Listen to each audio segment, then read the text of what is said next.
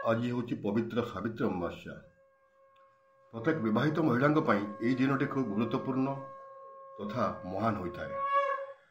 झीटे बाहाघर दिन बापघर छाड़ी स्वामी सहित शशुर घर को आसवा पर प्रति सावित्री अमावास्या दिन प्रातः काल स्नानादि कार्य सारी पूजा थाल धरी अपेक्षा कर ब्राह्मण को दिन तमाम खास्ता उपवास रही स्वामीर दीर्घ कामना करी माँ सावित्री देवी पाखे यह व्रत रखी थाए।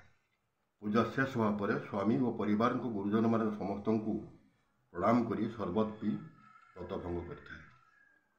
ये सही झील जी बाप घरे खूब अली अली हुई बढ़ी थाए। विवाह बयस आसिले बर कर जाए।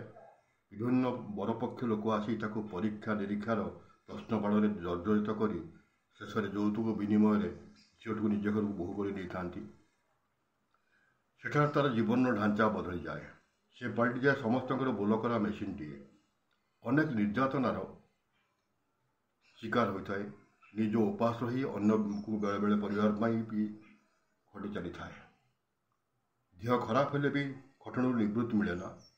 जमी से मनीष नुहे तार जीवन ना केवल बोलकरा मेसीन टी। अनेक समय यौतुक जनित हत्यार भी शिकार हुए। अवश्य सब परिवार एमती घटी न थाए। तेरे पुरुष प्राधान्य समाज रे नारी जाति केमती एक अवहेलित उपेक्षित और निर्यातित मन हुए। जमती नारीटीर स्वतंत्र मन स्वतंत्र इच्छा स्वतंत्र स्वप्न और स्वाधीनता न थाए। कहीं आम समाज में एपरी मानसिकता एपरी अमानसिकता चलतु आम समस्ते एक हो या विरुद्ध स्वर उठाइबा लोकों मध्य सचेतना सृष्टि करवा जमती नारीटीए पुरुष भली समान अधिकार पाइबा सक्षम हेब। नमस्कार। News and views Odia.